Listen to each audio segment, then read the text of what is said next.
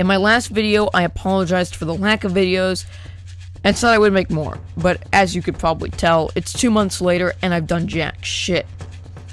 I started making this video and kept postponing recording the campaign footage. Then the Switch came out and then I started playing Breath of the Wild. But probably some of you could say, NickachuZero, why didn't you just do a review of Breath of the Wild? So I actually did. Here, you could take a sneak peek at the review. So today, we are going to review the masterpiece of Breath of the Wild.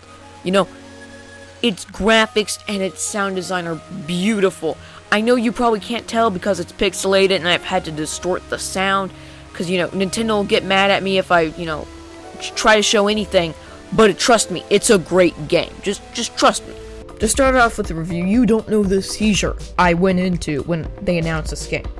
Once it was available for pre-order, I scrambled over to GameStop's website to get the collector's edition since Amazon ran out of their special collector's edition. Alright, I'm gonna let you finish.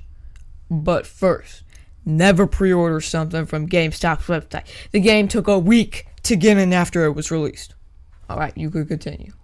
So, why don't we jump over to the pleasure dungeon called Titanfall 2? Now, unlike the first Titanfall single player, Titanfall 2 does not have that weird multiplayer hybrid story shit. So, you play as Jack Cooper, a peace-seeking bro who just wants to fight the power. He formed a bond with some pilot that started to train him because he saw potential in Cooper, and then he gets shot. Of course, how could I have not seen that coming? So he gives you his time BT, and now with BT by your side, you traverse the planet looking for Private Ryan or whoever. But the whole plot feels like a tub of paste. You start out as a minor character that then has to take on a bigger role and finish whatever the first person before him started. But Respawn realizes there's no need for realism because after all, you're in a massive mech slapping the shit out of another mech. They threw realism right out the door when they put you into a simulation chamber. Even though the entire story has 9 missions, does it really matter how long or short it is? It's an easy playthrough and it's worth playing a second time, so quit fucking whining. Each mission has its own environment and mechanics that make an alright level into some of the most memorable levels I've ever played. Throughout the story, you'll find yourself either on foot or in BT.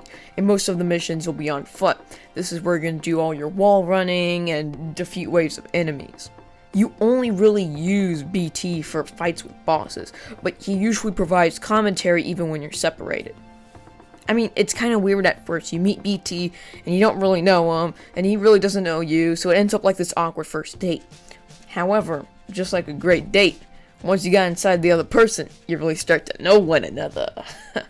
I'm lonely. Apart from a template story they downloaded straight from Microsoft Word, Respawn did an outstanding job with themselves, and I can't wait to see what they do next. Now, if we go on to a light jog over to multiplayer, we can see one of the best multiplayers I have ever played. The first Titanfall was fun to play, but it was very limiting on its customization options with only a couple of Titan chassis, and there were no camos. Sounds like a load of paste, but it was actually a really unique game when it first came out.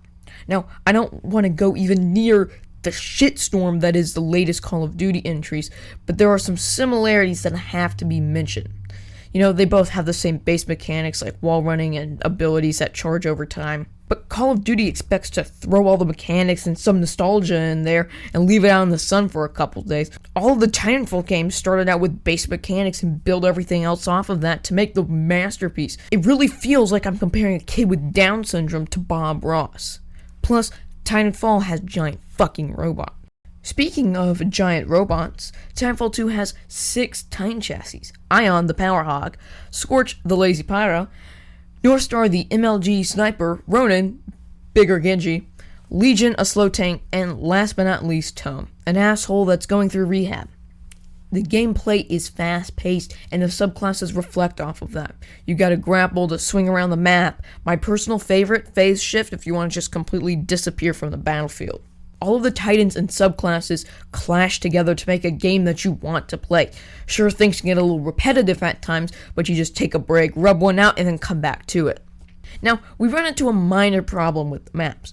Some maps just have a terrible balance of Titan and player playing fields. On a couple of maps, there are just massive open areas that are fun to play in during the first couple of minutes, but once the Titans drop, you have to scramble it back to an area that Titans cannot get to.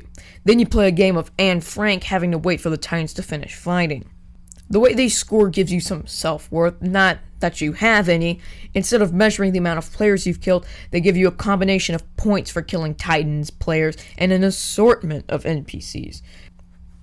Yo, this is the best game since Spawn, and I recommend you pick it up as well. It's been out for a couple of months, and now that they've got most of the kinks out, it's a really good game. So that pretty much wraps up a good review. Get ready for the shit show that's about.